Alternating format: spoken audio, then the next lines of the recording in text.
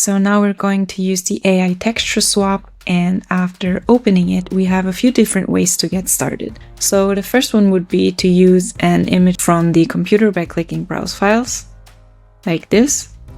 Or you can also drag and drop from your computer like that. The second option is to open the product library and using an image that we have already uploaded before. It's also possible to use the library by clicking here, by going to the main directory and searching for our image.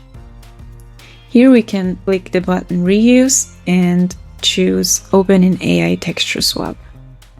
The third option is switching directly from another application.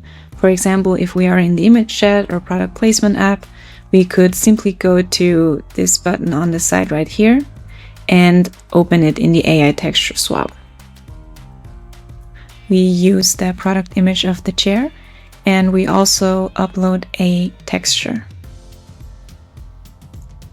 It's important for the AI to understand the proportions as well. So we provide dimensions here and here. It's also possible to further describe the texture here and give him more information. But in this case, we'll leave it at that and just replace the texture. While that is processing, we also want to use a lifestyle image and change the textures of the chairs there. Well, I've uploaded the lifestyle image we've created prior in the placement app and now replace it here. Let's see if our first result has already been generated. So here we can see that the bright beige color has been changed to the green texture that I've uploaded.